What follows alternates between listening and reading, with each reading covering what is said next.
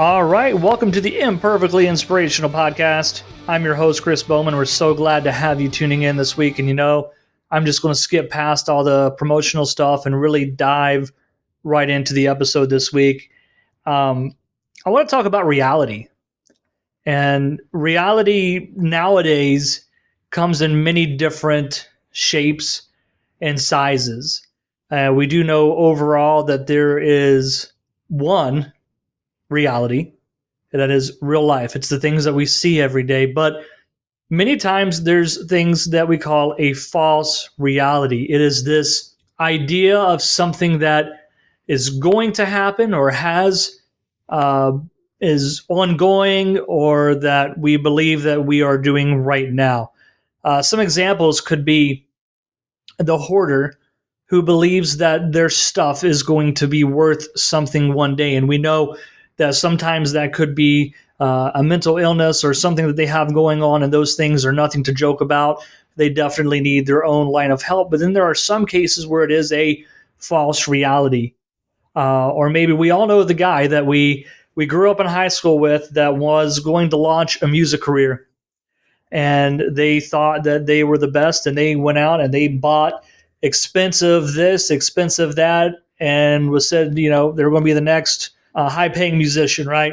And that was a false reality. That never happened. That person never had really any talent to begin with. And those are things that we see in life happen. And maybe it's something as simple as we believe that we have a lot of friends, but we never have anybody over. Or we believe that we have a lot of money, but we're really skyrocketed in debt. There's a lot of false realities that exist on who we think we really are and versus who we are. And a lot of that to blame is the media. An example, many of the commercials or things you see will see people buying luxury items, buying high-end this, high-end that, and they're always surrounded by people in a good time. And you got different forms of social media. Everybody's projecting this perfect life. And we create these false realities because we see so many people living them, and we think that that is what we have to do. We think that that is how it really is, and that somehow if we're not living to that standard, then we have failed. But then what happens is, at some point in everybody's life, they come out of their false reality that they live in, and they get faced with the real reality. They get faced with the crushing amount of debt. They get faced with the lack of friends, or the lack of things they have, or maybe the things that they do have that they didn't want. And what happens is we get skyrocketing depression, and we get substance abuse. We get so many different things that happen when people have to face actual reality. And now, does this mean that hopes and dreams are out of the equation? Absolutely not. I believe if you don't have nothing to live for as an improvement, then you're really kind of wasting things. You should always have a goal and an ambition to do, whether it's you want to move up in management, you want to create wealth, you want to create just a better you. Those things are absolutely important, and we must strive to continue to work on ourselves and do. But to live in a false reality or to perpetuate something that doesn't exist, it is very harmful to each and every one of us. And I don't care who you are, we've all fallen in the trap of a false reality, whether we're still in one or we've came out of it and we've grown past it. We've all fallen victim to it. And when you see real reality, it is a hard slap in the face. But I got good news for you. That's not the only place that we can live. There is so much more to life than what the neighbors are doing or what any company says that we need to have. There's so much more to that. And I want to give us an idea today of how to face and be in the real reality and to function in it. Because like I said, it is hard. Once you get to that point where whatever you were thinking life should be, or whatever you were trying to promote in life, whatever lifestyle you were trying to live, once it hits you that you didn't achieve it, or once it hits you that it was really just a figment of your imagination, or that the things that you thought were not right, it slaps you hard. And it takes a lot to get through it. It's an easy step to fall into that substance abuse. It's an easy step to fall into that depression. But I'll give you hope today. Our God is much bigger than that. But let's understand what the goal of this life is, because what happens is when we jump out of that false reality, we tend to wonder what the meaning of life is and what our purpose fully is. And we know that, as Christians, you have in the back of your mind, that it's to worship God and it's to further the kingdom. But how do we do that? How does that go down to a singular level as of me? How do I do this? What is my purpose? What is my plan? Chris, can you tell me? Well, I can't tell you your specific plan, but I can help guide you toward it based on the Word of God today. We're going to go into the book of Proverbs, chapter 1, and we're going to read a few verses out here. It says, "The Proverbs of Solomon, son of David, king of Israel, to know wisdom and instruction, to understand words of insight, to receive instruction in wise dealing, in righteousness, justice, and equity, to give prudence to the simple knowledge, and discretion to the youth. Let the wise hear and increase in learning, and the one who understands obtain guidance. To understand a proverb and a saying, the words of the wise and their riddles, the fear of the Lord is the beginning of knowledge. Fools despise wisdom and instruction." I want to go back to verse number 5. It says, "Let the wise hear and increase in learning." In order to become wise, per se, we have to increase in learning. But what is it that encourages us in this life, in this Christian life? What is it that encourages us to learn and to understand? That's where we go down to verse 7. It says, "The fear of the Lord is the beginning of knowledge." So in life, when we are looking to find the meaning and the understanding of life in its own way and our purpose in life, first we have to start off with the fear of the Lord. And does this mean we have to be shaken in our boots? No, this means that we have to be understanding that God is in control. We have to be willing to obey Him. This is a healthy fear. This is hey, I know I don't want to mess with God because God is the creator of the universe. I know that God has this all in control, and I want to submit myself to Him. So when you want to start looking into reality, when you want to start looking into the understanding of things in your life, first you have to start off with that healthy fear of God.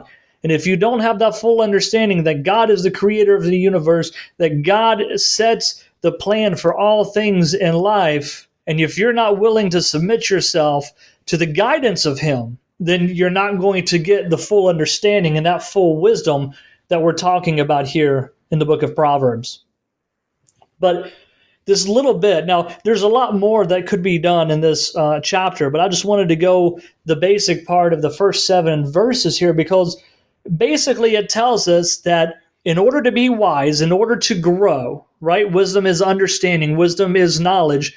In order to grow, number one, we have to have a healthy fear of God, but we got to be willing to be corrected. We have to be willing to make the changes necessary that come from instruction from the Bible, instruction from God, what He's placed on our hearts, or instruction from, a preacher or a teacher, somebody that's well versed in the Bible that has the knowledge to give us, those different applications for our lives. We have to be willing to acknowledge that. And many times in our false realities, we've failed to realize our wrongdoings in the situations. It is when you come out of that false reality that you realize, you know what? And this is where the depression kicks in. This is where a lot of things can kick in with people, as we see that, wait a minute, I really am in debt, or I really don't have friends, or I really did. Was it this that I said? Was it the fact that I acted this way? Or why am I not in management? Or why am I not in this? Why don't I have a spouse? You start to question a lot of things, and you start to put stuff on your own mind and realize your own failures, and that puts you down in a depression. But understanding, yes, we may have failed in different things, but understand that in a lot of ways, if you were not on God's path, if you were not submitted to God, and you were doing this your way, it's a good thing you failed. Because you want to be in life where God wants you to be. And that right there is a true fact of wisdom. But when we talk about wisdom, what are we talking about here? We talk about wisdom and we think of an older person. We think of this gray-haired old man, old lady, sitting there in their rocker telling us all their stories of their youth. And really, that is where you find a lot of wisdom. And that's because they've been here for a long time and they've been through a lot of things. And I can tell you for a fact, being a Christian person, that I have heard wisdom or stories of how to get through life. I've heard it from somebody who was older that did not believe, and I've heard stories of how to get through life from people who have been saved for many years. And I will tell you the stories and then the guidance from those people who have been saved for years were the ones that had the most impact on my life. And why is that? Well, let's find out here. We're going to go to 1 Corinthians chapter 1. We're going to go down to verse 20. This is Paul here, writing to the Corinthian church. It says, "Where is the one who is wise? Where is the scribe? Where is the debater of this age? Has not God made foolish the wisdom of the world? For since in the wisdom of God, the world did not know God through wisdom, it pleased God through the folly of what we preach to save those who believe. For Jews demand signs and Greeks seek wisdom, but we preach Christ crucified, a stumbling block to you Jews and folly to the Gentiles. But to those who are called, both Jews and Greeks, Christ, the power of God and the wisdom of God." So he's talking here, the Jews, they wanted to see the signs, they wanted to see the miracles. And we know the Greeks, they were into the philosophers. They thought about this, opening of the mind and this wisdom and understanding of life. But true wisdom does not come from this world. True wisdom comes from God and the knowledge and understanding of God. So this is going back to Proverbs, where we see that the fear of God is the beginning of knowledge. So in your life today, if you've not feared God, if you've not submitted fully to God, and you're going through a lot and you're confused and really hurt by where you're at in your life, and maybe you're not at a point of getting out of your position yet that you're in, but you want out of it so bad, let me tell you, submit yourself to God. Submit yourself to God, and you're going to see this difference. But see, the difference in worldly wisdom and godly wisdom is godly wisdom seeks to improve and to lead toward holiness. Now, we know we're never going to be perfect and holy in this world, but it gets us closer and closer every day. It creates a better you, and it changes you from the inside out. See, worldly wisdom just teaches you things you should do or not do. It's like, not touching a hot stove, right? It just makes sense. It opens up your mind, but it doesn't open up your heart. It doesn't change that inside of you like only the wisdom and knowledge of God can do. So it is important that when we're seeking wisdom from a godly source. We're seeking wisdom to grow. And we're not afraid of the correction that is going to come, because I'm going to tell you, God will tell you you were wrong. God will tell you you were wrong in this situation. You should have acted differently. You should do this instead of that. And it is not out of unlove. It is not out of, I'm being a jerk. No, this is for your best interest. God does everything to better you. And when we realize that's the reality of life, the reality of life is not how much stuff can I get? How many friends do I get? Well, all these other material things or whatever, what company says life should look like. It's not that. And when we realize that it's not that, then we could come back and enjoy this life now. Because remember, when you were in your false reality, how much stuff in the real reality did you neglect? How much stuff in the real reality did you not take care of the way it should have been? Your family, your friends, the things that were neglected because you were so focused on something that really didn't exist. But when you are focused on the reality of God, then guess what? You're going to be able to be there for your friends and your family and those people that love you. You're going to be able to be around for all these things that you missed out for before because you were going through something. See, the reality of God helps you grow. It helps you realize that the things of this world are not that important, that it is only Him. And, maybe you are seeking friends. If you were seeking friends before without leaning on God, you would have got the wrong friends. Now, with God opening your heart, He's going to change the way you act. He's going to change the way you do things. You're going to be led to a bunch of friends that are going to be even better for you. Maybe you're looking for a spouse. Depend on God, lean on God, submit to God, live in God's reality, and you're going to be changed as a person so you can meet the right person. See, that's the whole difference in the world's reality, the false reality versus God's reality. God's reality is to give you the best of the best, the most compatible things in your life.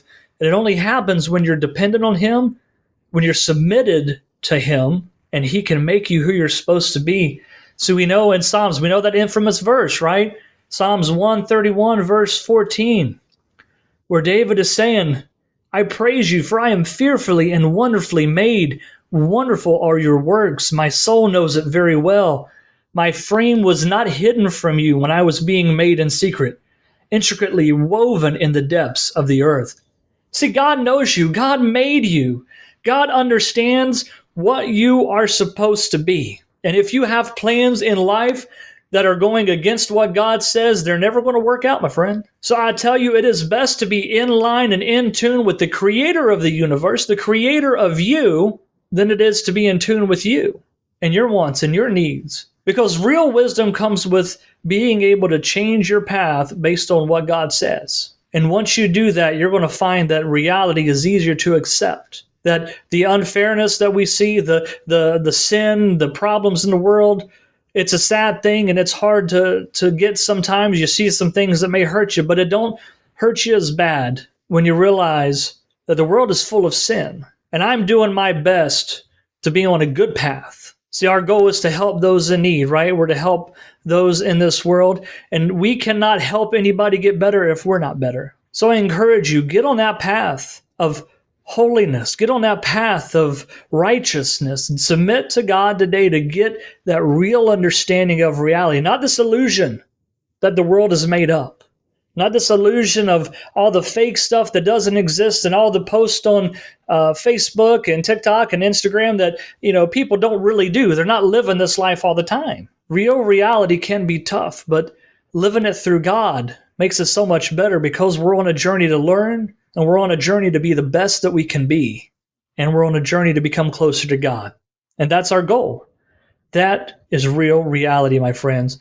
And I hope that this helped you today. And if you liked it, share it with somebody. Also comment below. I'd love to hear what you thought of it. But folks, I love each and every one of you. And go out this week and let's just love one another. Y'all have a wonderful week.